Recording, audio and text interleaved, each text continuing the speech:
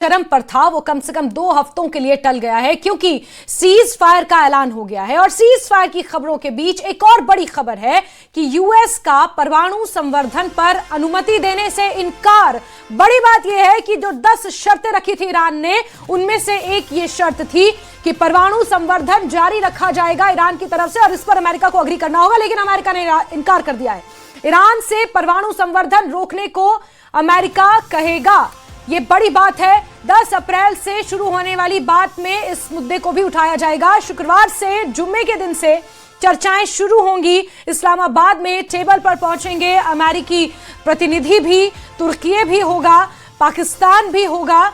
और ऐसे में ये बड़ी खबर निकल कर आई है कि यूएस परमाणु संवर्धन की अनुमति देने से इनकार कर सकता है। ईरान ने अपनी 10 सूत्रीय मांगों में इस बात का जिक्र किया है कि परमाणु संवर्धन ईरान जारी रखेगा, लेकिन अमेरिका इस पर आपत्ति जता सकता है। ईरान से परमाणु संवर्धन रोकने को कहेगा अमेरिका। ये बड़ी खबर आपको इस वक्त बता रहे हैं। और स्ट्रेट ऑफ हॉर्मुज को लेकर भी व्हाइट हाउस ने बड़ा दावा किया है। ट्रंप ने हॉर्मुज स्ट्रेट खुलवा दिया, ये व्हाइट हाउस कह रहा है। ये अमेरिका की बड़ी जीत है। तो दोनों तरफ से अपने अपने दावे किए जा रहे हैं। व्हाइट हाउस सिर्फ 38 दिनों में सैन्य लक्ष्य हमने हासिल किया, ये व्हाइट हाउस की तरफ से कहना है। तो बड़ी खबर, बड़ी बात आपको बता रहे हैं। सीज फायर के बाद जो दावे किए जा रहे हैं, एक तरफ सूत्र ये बता रहे हैं कि परमाणु संवर्धन रोकने पर अमेरिका जोर दे सकता है, लेकिन ईरान ने पहले ही अपनी शर्तों में स्पष्ट किया है कि परमाणु संवर्धन तो ईरान जारी रखेगा। ये एक पॉइंट ऑफ कंटेंशन हो सकता है। दूसरा, स्ट्रेट ऑफ हॉर्मुज को लेकर अब्बास अराक्ची का जो ये दावा है कि स्ट्रेट ऑफ हॉर्मुज ईरान की सेना के अंडर रहेगा, उन्हीं के साथ कोऑर्डिनेशन से चलना होगा। तो वहीं स्ट्रेट ऑफ हॉर्मुज को लेकर अमेरिका अलग दावा कर रहा है। खास मेहमान हमारे साथ जुड़े हुए हैं, मौलाना असलम रिजवी साहब हैं और अबू हुरैरा मेरे सहयोगी न्यूज रूम से बने हुए हैं। ताजा तरीन अपडेट्स लेकर आएंगे आपके लिए। तो वहीं प्रोफेसर अजिताब हमारे साथ जुड़े हुए हैं। अजिताब सर विदेशी मामलों के जानकार हैं। अजिताब सर, पहला सवाल आपसे ही ले लेती हूं। सीज फायर का ऐलान, लेकिन ये 2 अलग अलग दावे। ईरान कह रहा है कि हम परमाणु संवर्धन तो जारी रखेंगे, लेकिन अमेरिका ने बहुत पहले इसी चीज को लेकर तो पॉइंट ऑफ कंटेंशन था, one of the point of contention was this only. देखिए, अभी तो सीज फायर 2 सप्ताह के लिए हुआ है। जो भी पॉइंट ऑफ कंटेंशन की आप बात कर रहे हैं, चाहे 10 पॉइंट इनके हों या 15 पॉइंट उनके हों, उस पर तो अभी बातचीत होना बाकी है। और जैसा आपने ही कहा कि जुम्मे के रोज से ये बातचीत का सिलसिला शुरू होगा। तो अभी देखना है, निश्चित रूप से ईरान का तो एक मुख्य डिमांड रहा है कि उनको शांतिपूर्ण यूज के लिए, उनको संवर्धन की, यूरेनियम संवर्धन के लिए दिया जाए, और यहाँ करेंगे। दूसरी तरफ अमेरिका बार बार कहता रहा है कि उनको नहीं करने दिया जाएगा, और अगर वो करेंगे भी तो वो बाहर के किसी देश में, किसी एक कॉमन कंट्री में जो को स्वीकार हो वहां पे। क्योंकि आपको पता, पिछले बार भी 2015 में इस तरह के एग्रीमेंट हुए थे और रूस ने एज ए गारंटर यूरेनियम, जो इनरिच्ड यूरेनियम था, उसको रखा अपने पास। तो इस बार भी ये कहना कि ईरान करेगा या अमेरिका कहीं और कराएगा या नहीं करवाएगा, ये सारी चीजें अभी टेबल टॉक जब होंगी तब होगा। फिलहाल वॉर रेटोरिक ज्यादा है, वो जीत गए या वो जीत गए।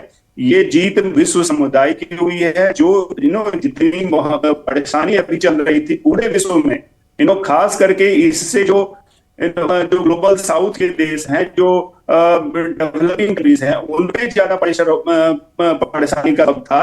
नो डाउट ईरान बहुत ज्यादा, ईरान की तबाही की है अमेरिका ने, और ये लास्ट तक जो उन्होंने प्रेशर बनाए रखा। कल भी खरग आइलैंड जो उन्होंने अटैक किया है, या पुल पे अटैक किया है, कई सारे पुल को फिर से निशाना बनाया गया। तो उस प्रेशर का ये परिणाम है कि कहीं ना कहीं ईरान को भी आगे आना पड़ा, और दोनों ने थोड़ी सी कंप्रोमाइज की है, और उसका ये रिजल्ट है कि सीज फायर हम देख पा रहे हैं। बिल्कुल, हालांकि सीज फायर सिर्फ अभी 2 हफ्ते के लिए है, लेकिन इस बीच एक और बड़ी खबर सामने आई है। दर्शकों को बता दें, जहां ईरान पर इजराइल हमले जारी रखेगा, ये बड़ी खबर है। सीज फायर के ऐलान के बावजूद इजराइल हमले करेगा। एपी न्यूज एजेंसी यानी कि एसोसिएट प्रेस न्यूज एजेंसी के हवाले से खबर मिल रही है। ईरान और यूएस के बीच 2 हफ्ते का सीज फायर हो चुका है, लेकिन इजराइल ईरान पर हमले जारी रखेगा। ये बड़ी खबर सामने आई है। अबू हुरैरा मेरे सहयोगी न्यूज रूम से बने हुए हैं। अबू, और क्या डिटेल्स मिल रही हैं? यूएस और ईरान के बीच तो समझौता 2 हफ्ते के लिए हो गया है, लेकिन इजराइल का रोल, क्योंकि इजराइल पहले ही असहज बताया जा रहा था। बिल्कुल बिल्कुल जैस्मिन, देखिए जैसे ही ये सीज फायर का ऐलान हुआ उसके ठीक कुछ देर के बाद इजराइल का बयान आया और इजराइल ने कहा कि वो दरअसल पूरे रीजन की अगर बात की जाए इस खित्ते में तो ईरान से सबसे ज्यादा जो खतरा है वो कहीं ना कहीं इजराइल को, और इजराइल ने ऐसे में कहा कि अभी उसका जो मिशन है वो एक तरह से पूरा नहीं हुआ है। ऐसे में इजराइल ने यह भी आगे कहा कि दरअसल डोनाल्ड ट्रंप और अमेरिका ने यह सीज फायर किया है, इस वजह से वो भी इस पर एक तरह से सहमत है 2 हफ्तों का जो सीज फायर किया गया, लेकिन पूरी तरह से अपनी सहमति एक तरह से इजराइल ने नहीं जाहिर की है। लेकिन आप देखिए कि एक सीज फायर तो जरूर हुआ है, लेकिन अभी यह सीज फायर बहुत इसमें पुख्ता नजर नहीं आ रहा है, बहुत मजबूती इसमें नजर नहीं आ रही है। अब 10 तारीख से जब इस पर बातचीत शुरू होगी, तमाम जो अलग अलग फरीक हैं वो इस पर बैठेंगे, बातचीत करेंगे, उसके बाद जाकर कहीं एक तरह से सहमति बन सकती है, लेकिन इसके भी चांसेस अभी बहुत ज्यादा नजर नहीं आ रहे हैं। लेकिन जैस्मिन, ये भी मानना पड़ेगा कि इस जो सीज फायर का ऐलान किया गया है इसके बाद मिडिल ईस्ट की बात की जाए, अलग अलग यहां पर जो छोटे छोटे कंट्रीज हैं गल्फ में उनकी बात की जाए, उन्हें बहुत बड़ी राहत मिली है। चाहे इराक की इस वक्त बात करें, बड़ी खबर इराक के बगदाद से आ रही है जहां पर सीज फायर के ऐलान के बाद लोग सड़कों पर निकले हैं, यहां पर लोग खुशियां मना रहे हैं, जश्न मना रहे हैं, लोग एक दूसरे से गले लग रहे हैं, ऐसा लग रहा है कि जंग का दौर खत्म हो गया है। और इसी तरह की कुछ तस्वीरें ईरान के तेहरान में भी नजर आ रही हैं। तेहरान में भी लोग ईरान का जो परचम है, जो झंडा है, उसे लेकर सड़कों पर उतरे हैं और लोग यहां पर भी बड़े पैमाने पर जश्न मना रहे हैं। तो जैस्मिन, इतना तो जरूर है कि 2 हफ्तों का जो सीज फायर हुआ है, जंगबंदी हुई है, इससे लोगों को बहुत बड़ी राहत मिली है। लेकिन बड़ा सवाल अभी भी एक तरह से बाकी है कि क्या जंगबंदी ये आगे भी जारी रहेगी? बिल्कुल 2 हफ्तों तक ही यह जंगबंदी रहेगी या फिर जो सहमति इस पर आगे भी बन जाएगी? क्योंकि अभी जिस तरह से जो एक्सपर्ट्स आपके साथ जुड़े हुए हैं, मैं उन्हें सुन रहा था और कहीं ना कहीं इसमें अभी बहुत पुख्तगी एक तरह से नजर नहीं आ रही है। अभी कई ऐसी चीजें हैं जिस पर एक तरह से रजामंदी नहीं है। जिस तरह से अमेरिका ने कहा है कि वो न्यूक्लियर जो मंसूबा ईरान का है उसे लेकर अमेरिका इस डील में एक तरह से तैयार नहीं है। अब नया हुर्मुज को लेकर अभी बहुत सहमति ईरान की तरफ से बनती हुई एक तरह से नजर नहीं आ रही है। तो जो 10 पॉइंट हैं, क्या ईरान ने जो 10 पॉइंट दिए हैं, क्या अमेरिका और इजराइल इस पर एक तरह से पूरी तौर से राजी हो सकते हैं, इस पर पूरे तौर से सहमत हो सकते हैं? ये आने वाले दिनों में देखना बहुत अहम होगा, क्योंकि अभी जैस्मिन बिल्कुल एक तरह से शुरुआती दौर इस जंगबंदी का कहा जा सकता है। बल्कि इस बीच भी कई खबरें आ रही हैं, मिडिल ईस्ट में कई इस बीच खबरें आई जहां पर ईरान के जो ड्रोन है उन्हें इंटरसेप्ट करने की बात आई, और इसी तरह से हैफा की बात करें या तल अवीव की बात करें जहां से ईरान के हमलों की खबरें एक तरह से आ रही हैं। तो ये शुरुआत अभी बहुत शुरुआती एक तरह से दौर है इस सीज फायर का, जंगबंदी का, लेकिन आगे आगे क्या होता है ये देखना भी बहुत अहम होगा। बिल्कुल। अब एक और बड़ी खबर आ रही है जहां सीज फायर की शर्तों पर 10 अप्रैल से बातचीत होगी। ट्रंप के विदेश दूत विटकॉफ चर्चा में शामिल होंगे। ट्रंप के दामाद जेरेड कुशनर भी इस चर्चा का हिस्सा होंगे और उपराष्ट्रपति जेडी वेंस भी वार्ता के लिए पाकिस्तान जाएंगे। इस्लामाबाद में शुक्रवार से यानी कि 10 अप्रैल से ये चर्चा होनी है, ये चर्चा शुरू होगी। सीज फायर की शर्तों पर चर्चा होगी और फिर क्या सहमति बनती है वहां से असली तय होगा, वहीं से ये तय होगा कि सीज फायर टिक पाएगा या नहीं टिक पाएगा। अभी दोनों देशों की तरफ से अलग अलग दावे किए जा रहे हैं और ऐसे में ईरान की तरफ से शर्तें रखी गई हैं।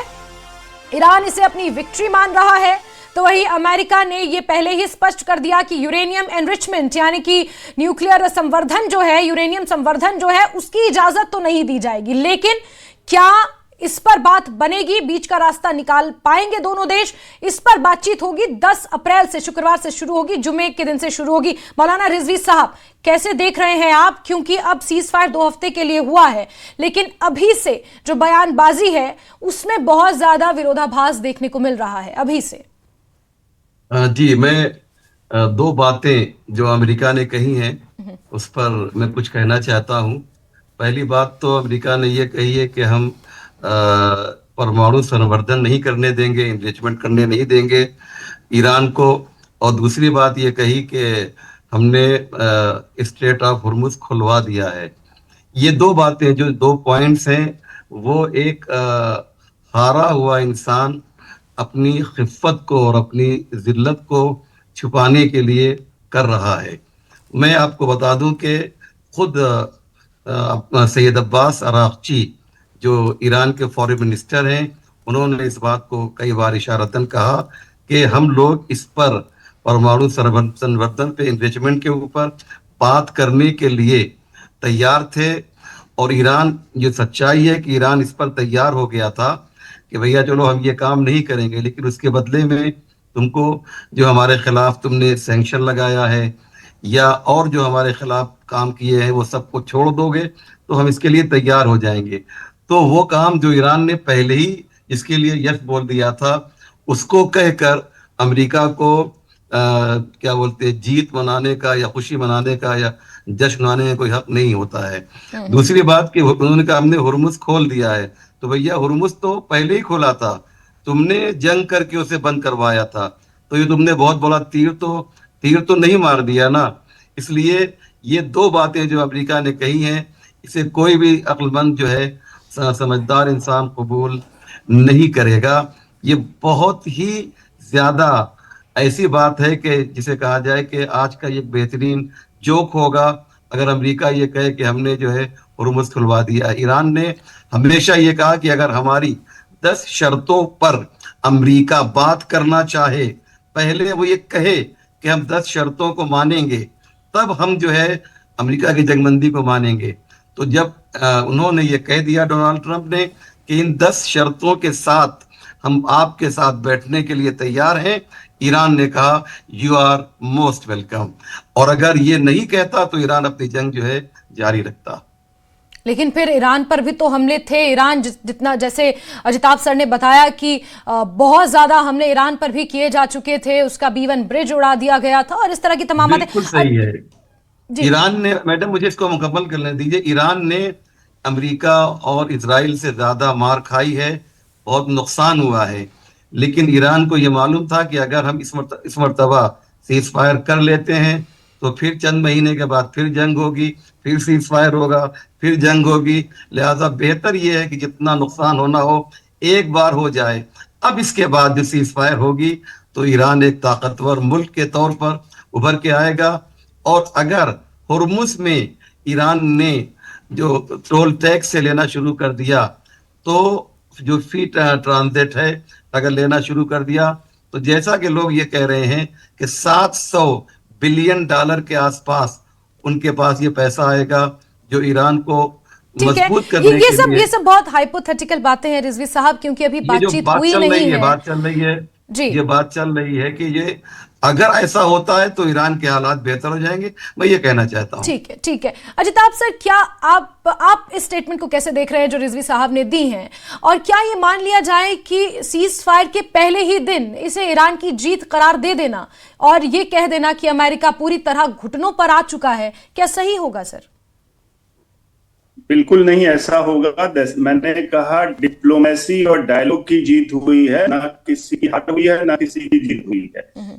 कोई एक कॉमन फैक्टर आया, कॉमन बिंदु पे दोनों सहमत हुए, क्योंकि पूरे विश्व का प्रेशर, देखिए अमेरिका की अगर बात की जाए तो अमेरिका के राष्ट्रपति को डोमेस्टिकली जो घरेलू प्रेशर था वो भी बहुत ज्यादा था। बात इतनी तक पहुंच गई थी कि 25th अमेंडमेंट एक वहां का प्रोविजन है जिसके तहत राष्ट्रपति को भी इम्पीच किया जा सकता है। वहां डेमोक्रेट्स ने तो पूरी मुहिम मारी थी। इनफैक्ट जो रिपब्लिकन्स थे, जो ट्रंप की पार्टी के भी कुछ ऐसे लोग थे जो इम्पीचमेंट की बात सोचने लगे थे, क्योंकि ट्रंप ने इतनी ज्यादा एक तरह से कहिए कि आप डिक्टेटोरियल एटीट्यूड जो कहते हैं, दादागिरी अपना रखी थी, जिद अपना रखी थी, उससे वहां की जनता तबाह थी, वहां की जनता परेशान थी। आप देख लीजिए, ऐसा नहीं है, अमेरिका में भी तेल और गैस के दाम बढ़े थे, महंगाई बढ़ी थी और बेरोजगारी पे भी उसका असर हो रहा था। दूसरी तरफ आप देख लीजिए, उसके अपने पार्टनर्स उसके साथ नहीं थे, चाहे आप नेटो की बात कीजिए, आप किसी कंट्री का उठा, कोई भी अमेरिका के साथ नहीं है।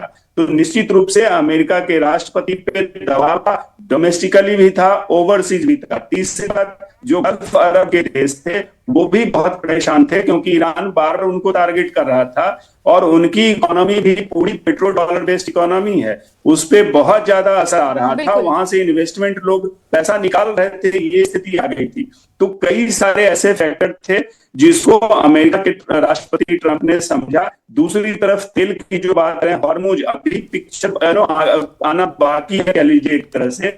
हॉर्मुज का क्या होगा, क्या टोल टैक्स वो वसूल करेगा नहीं करेगा, ये सारे हाइपोथेटिकल है जैसा आपने कहा। बिल्कुल बिल्कुल अजिताभ सर। और इस बीच ईरान और अमेरिका में सीज फायर के ऐलान के बाद इजराइल में कैसे हालात हैं, हमारे संवाददाता रिफत अब्दुल्ला लंबे समय से इजराइल में मौजूद हैं और इस सीज फायर के बाद वहां पर क्या कुछ हो रहा है आपको बता रहे, एक बार देखिए। आपको अभी दिखाने की कोशिश करूंगा। ये टेल अवीव का मेन एरिया है, ये बीच साइड है और अभी भी यहाँ पे सन्नाटा पसरा हुआ है, क्योंकि अभी हालांकि रात का टाइम है लेकिन तब भी यहाँ पे एक्टिविटी रहती थी।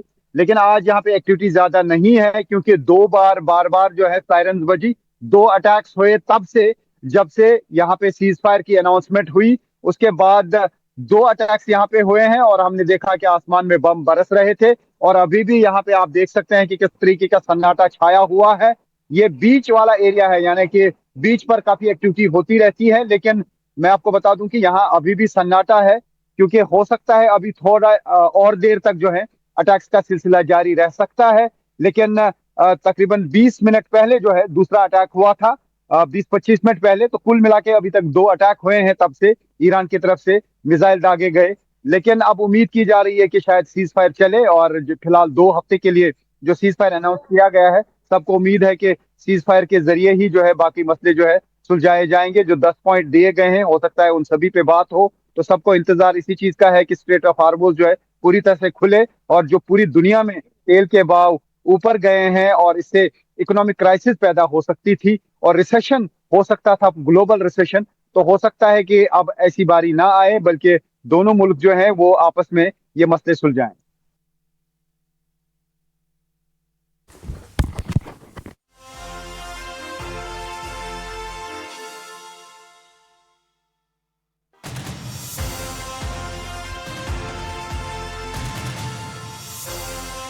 आपने देखा यहां पर किस तरह से हालात हैं और लगातार मेहमान हमारे साथ बने हुए हैं। सीज फायर का ऐलान हुआ है 2 हफ्ते के लिए, अमेरिका और ईरान के बीच युद्ध विराम हुआ है 2 हफ्ते के लिए और 14 दिन तक किसी तरह का कोई अटैक नहीं होगा, कोई फायर नहीं होगा। लेकिन इस बीच दोनों तरफ से जो दावे किए जा रहे हैं, एक तरफ अमेरिका ये कह रहा है कि हम यूरेनियम संवर्धन को किसी भी तरह से नहीं होने देंगे, इसे अच्छे से निपटाएंगे। ये अपने आप में एक महत्वपूर्ण बयान अमेरिका की तरफ से। और जो ईरान की तरफ से शर्तें रखी गई हैं वो अपने आप में ये कह रही हैं कि ईरान के ऊपर से सारे प्रतिबंध एक तरह से हटाए जाएं। रिजवी साहब, इसमें सबसे बड़ी भूमिका निभाई है पाकिस्तान ने, क्योंकि जो ट्वीट दोनों ही तरफ से सामने आए हैं, चाहे अब्बास अरागची ने किया हो या ट्रंप ने किया हो, उन्होंने पाकिस्तान की भूमिका को अहम बताया है। उसे आप कैसे देख रहे हैं? जी हाँ, इसमें पाकिस्तान है, इजिप्ट है और एक मुल्क जिसका आप लोग नाम नहीं ले रहे हैं, जिनकी पर्दे के पीछे जिस मुल्क की बहुत बड़ी भूमिका है, वो हमारा ओमान है। ओमान एक ऐसा कंट्री है जो ईरान का बहुत अच्छा दोस्त है, इसलिए उसने भी इस सीज फायर में बहुत बड़ा रोल अदा किया है और कंटिन्यू ईरान के जो नेता थे, लीडर थे, वो ओमान से राब्ते में थे। ऐसी खबर जो है छन कर आई है। तो इसमें कोई शक नहीं कि सब ने मिलकर इसमें अहम रोल अदा किया। मैं फ़कत पाकिस्तान का नाम नहीं लेना चाहता हूँ। पाकिस्तान तो एक छोटा सा मुल्क है, लेकिन बहुत से लोग पर्दे के पीछे थे। इसमें बहुत बड़ा हाथ रशिया और चाइना का भी है कि उन्होंने भी चाहा कि ये जंग बंदी हो जाए। तो इसलिए सब ने मिलजुल कर ये काम किया है और इसमें कोई शक नहीं कि ये बहुत बड़ा काम हुआ है। पूरी दुनिया ने राहत की सांस ली है और मैं आपके चैनल से आपके दर्शकों को इस बड़े अचीवमेंट के लिए मुबारकबाद पेश करता हूँ। बिल्कुल अजिताभ सर, इस पूरे युद्ध में 2 ऐसे देश जिन्होंने पर्दे के पीछे से बहुत अहम भूमिका निभाई, एक है रशिया और एक है चाइना। ऐसे में इन दोनों देशों की भूमिका इस वक्त आप कैसे देख रहे हैं? देखिए, रूस और चीन दोनों की, जैसा रिजवी साहब ने कहा, निश्चित रूप से बहुत ही महत्वपूर्ण भूमिका रही है। अगर याद करें तो कल भी जो यूनाइटेड नेशन सिक्योरिटी काउंसिल में रिजोल्यूशन बहरीन ने जो पेश किया था, यही सवाल उस रिजोल्यूशन में जी, तो उस रिजोल्यूशन को दोनों ने वीटो किया, रूस ने और चीन ने दोनों उसको वीटो किया, और दोनों ने ये बात कही, दोनों के फॉरेन मिनिस्टर का स्टेटमेंट आया कि सीज फायर की हम बात करते हैं, या उसमें जैसे था कि हॉर्मुज में हॉर्मुज को खोला जाए, हॉर्मुज को एक मॉनिटरिंग कमेटी उसको मॉनिटर करे, वहां से आवाजाही जहाजों के तेल और गैस का हो, ये सारे उसमें प्रोविजन थे। उसका जो पहला जो ओरिजिनल प्रारूप था उसमें तो एक रक्षा उपाय की भी बात की गई थी, डिफेंस मैकेनिज्म की बात की गई थी कि सारे देशों का या कई देशों के की सेना वहां से इस तरह का ओपनिंग करे और जहाजों का आगमन इंश्योर करे। लेकिन उसको फिर चूंकि शुरू में ही रूस और चीन ने नकार दिया था, तो फिर बहरीन ने उसको और रिफाइन किया, उसको जो पुराने प्रोविजन थे डाइल्यूट करके कुछ नए प्रोविजन आए, और उसमें ये कहा गया है कि हॉर्मुज को खोला जाए और रक्षा उपाय सारे देश मिलके करें, ऐसी बातें थी। ये प्रपोज था, इसको भी रूस और चीन ने वीटो कर दी। दूसरी तरफ जो बार बार वो कह रहे थे कि सीज फायर हो, युद्ध रुक के, तो ये उन दोनों का भी उनकी सहमति थी ईरान के साथ निश्चित रूप से, और ओमान या इजिप्ट या तुर्की, ये सारे लोग बैक चैनल में काम कर रहे थे। तो ये कहना कि वो पाकिस्तान की, देखिए पाकिस्तान की बहुत बड़ी अपनी मजबूरी थी। अब ये देखिए पूरे विश्व में पाकिस्तान जो है सेकंड लार्जेस्ट शिया कम्युनिटी पाकिस्तान में रहती है। दूसरी तरफ पाकिस्तान की सेना में शिया समुदाय का बहुत बड़ा रोल है, लगभग 3 लाख सैनिक शिया समुदाय के पाकिस्तान की सेना में है। और अभी बीच में जनरल मीर साहब ने कुछ ऐसे स्टेटमेंट दिए थे कि जिसको ईरान जाना है वो ईरान चला जाए, जिसको ईरान से प्यार है वो ईरान चला जाए। तो वहां की शिया समुदाय बहुत ज्यादा उससे नाखुश थी, नाराज थी। तो ये सारा, तीसरी बात इसमें देखिए, पाकिस्तान का लगभग 1000 किलोमीटर बॉर्डर ही लगा हुआ है ईरान से।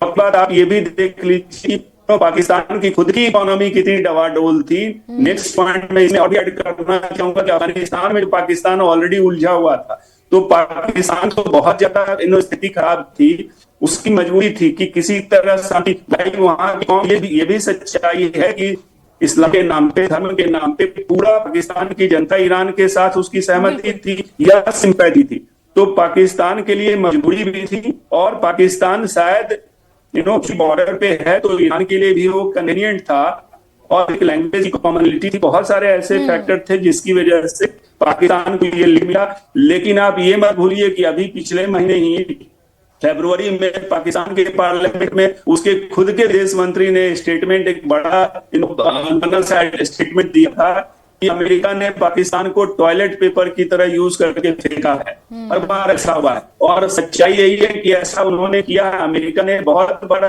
पाकिस्तान का यूज करके और उसको फेंक दिया है कूड़ेदान में। तो ऐसा बहुत खुश होने की बात नहीं है पाकिस्तान के। विश्व समुदाय का प्रेशर इतना ज्यादा था, ट्रंप पे इतना डोमेस्टिकली भी प्रेशर, ओवरसीज भी प्रेशर इतना ज्यादा था, तेल की कीमतें आसमान छू रही थी। ये सारी चीजें मिलके दोनों कंट्री के लिए, मैं तो बल्कि कहूंगा तीनों, इजराइल वैसे तैयार नहीं था। कल भी इजराइल के प्राइम मिनिस्टर नेतन्याहू ने स्टेटमेंट दिया था कि जंग जारी रहनी चाहिए जब तक कि ईरान पे घुटने पे ना आ जाए।